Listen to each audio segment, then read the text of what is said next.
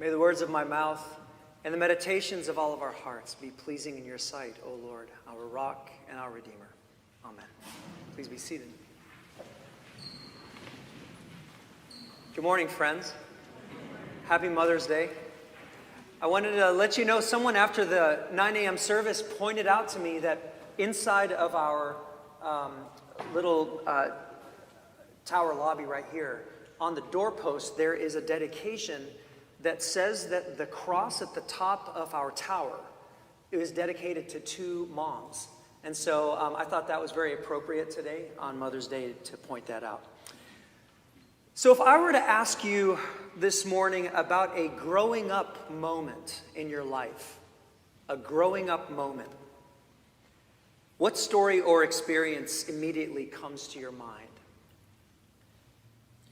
Maybe it was something that you were conscious of at the time, like leaving home for college or purchasing your first car or overcoming a fear or navigating a challenge of some kind where you remember thinking to yourself in the moment, I feel like I just grew up a little bit.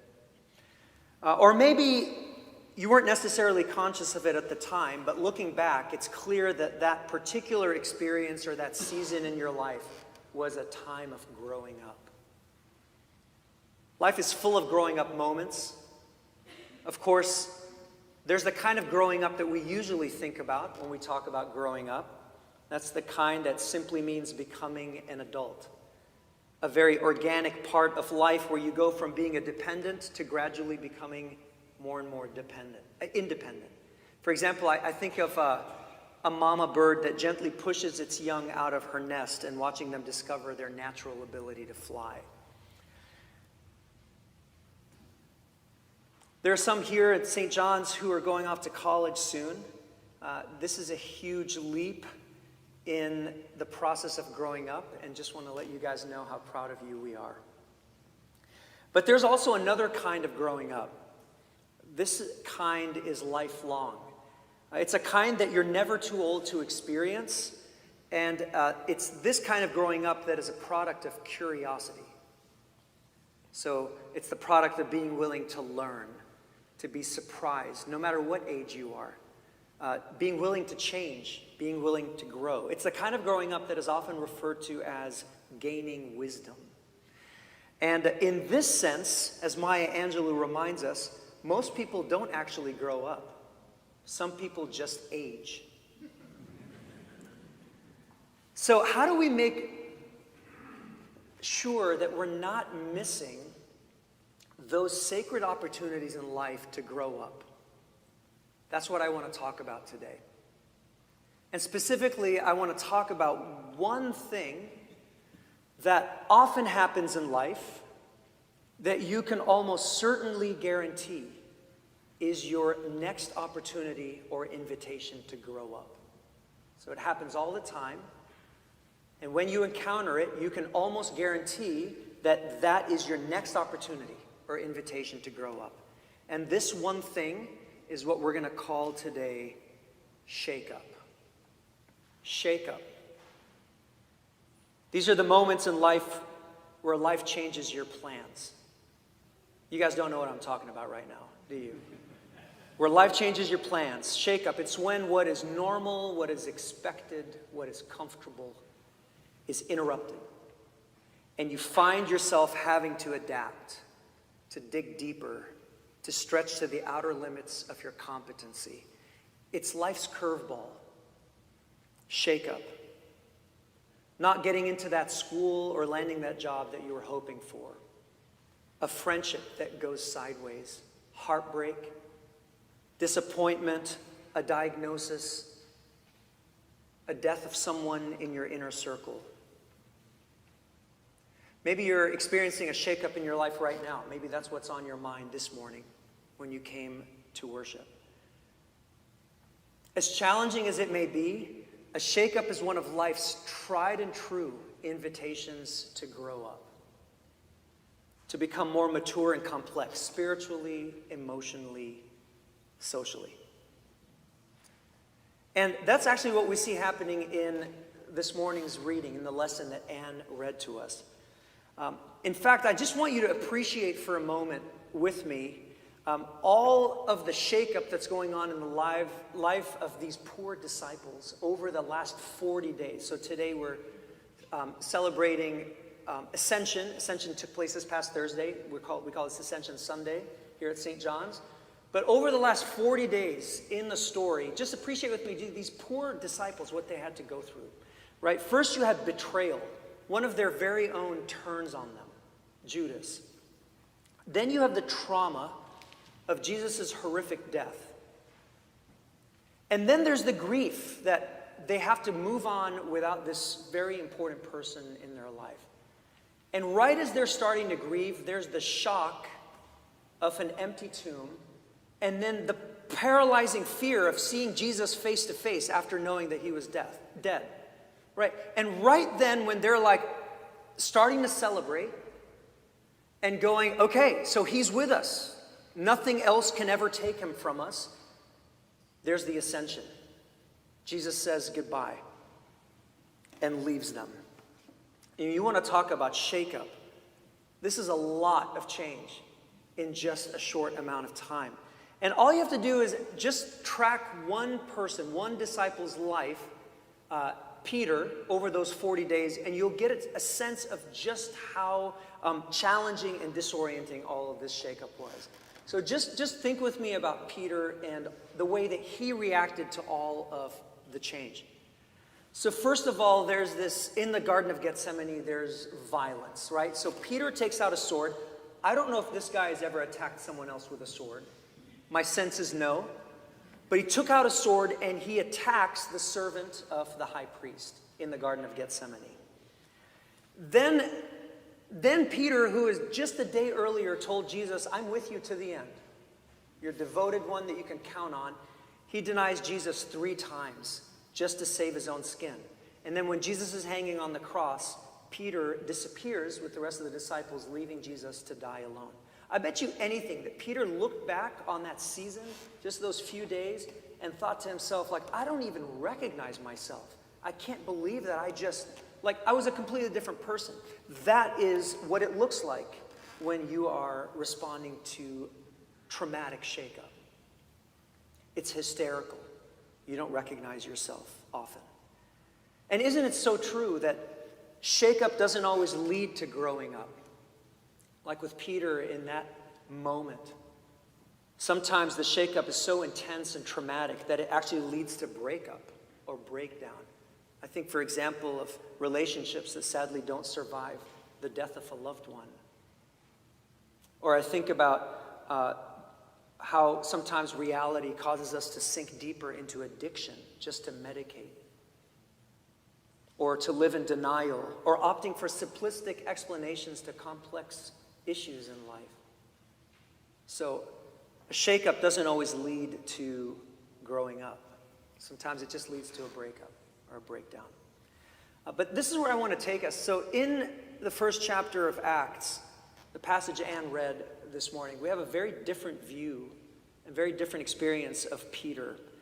So I'm sure you guys were all paying attention, but I'm just going to say it back to you what was going on. So here you have Peter.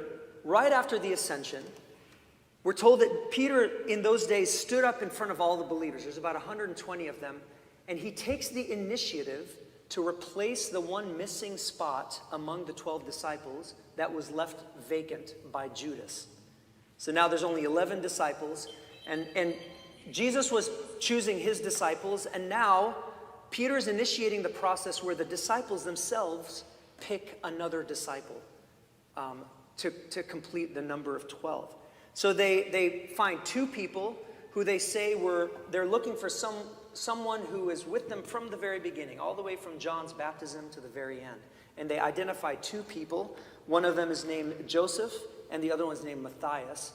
And it says that they said a prayer. They said, God, please lead us to the right person. And then they cast lots, which is an interesting thing. We don't do this at St. John's, by the way. It was not uncommon in those days, and we see this a lot in the Hebrew scriptures, this practice of something called umim and thumim, it doesn't matter, but they would basically roll a certain type of dice. But because you prayed beforehand, the belief was that God would guide the dice to the right outcome. And so they roll they do this lot, and the lot falls on Matthias, and they add Matthias to the 12. So this becomes the very first independent big decision that the early church makes without having to rely on Jesus to tell them what to do. So the shakeup is that Jesus just ascended. Jesus is gone now. And this is the first big decision they make. It's a growing up moment for the church. But you have to give Peter some serious credit here. I mean, this guy steps back up to the plate after having completely struck out. And he is intentionally choosing a very different way of being. In this case, unlike what had happened 40 days earlier, Peter grew up. As challenging as it may be, a shakeup is one of life's tried and true invitations to growing up, to become more mature and more complex. And no matter how old you are, you will never find a shortage of opportunities to grow up. So a shakeup is an opportunity to grow up. Will you say that with me? A shakeup is an opportunity to grow up. So where are you experiencing a shakeup in life right now? Where what is expected, what's comfortable is completely getting interrupted? Where are you experiencing a shakeup? I want to offer us 3 guideposts today that I believe will help us ensure that we are seizing the opportunity of those shakeups to grow up rather than just grow old. So how do we make sure that when those shakeups come, whatever it is that you're facing, how do you make sure that you seize that opportunity to actually grow up, to mature as a human being? 3 guideposts. 1, no matter what life throws at you, you have everything you need to get through it. No matter what life throws at you, you have everything you need to get through it. You just have to take it one day at a time. 2, always look for signs of grace. So just because it's challenging or painful doesn't mean God is not in it. Always look for signs of grace. And 3, stay curious and be very slow to judge.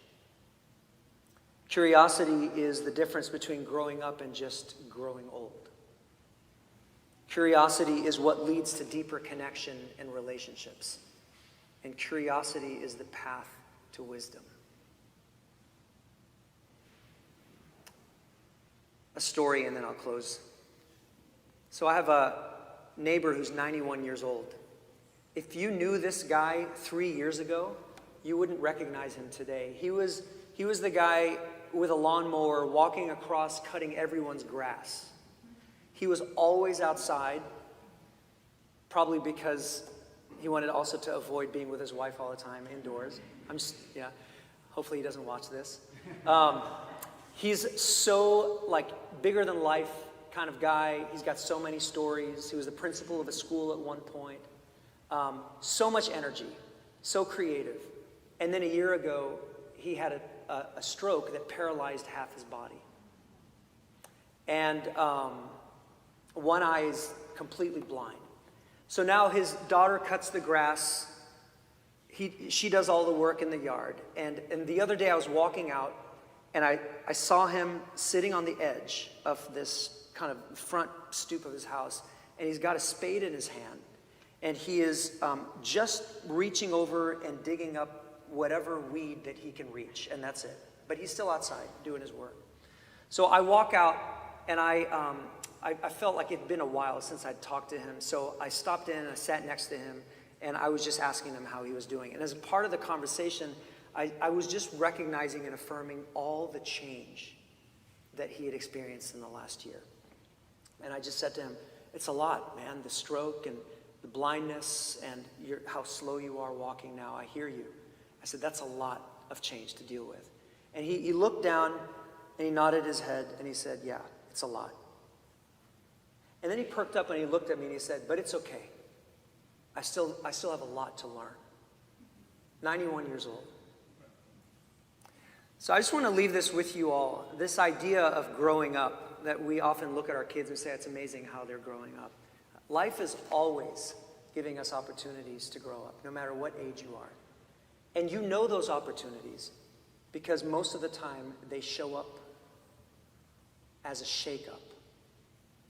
And when you face that shakeup, hopefully today you'll have a chance to just pause and go, rather than I want to run away from this, this is the invitation to grow up.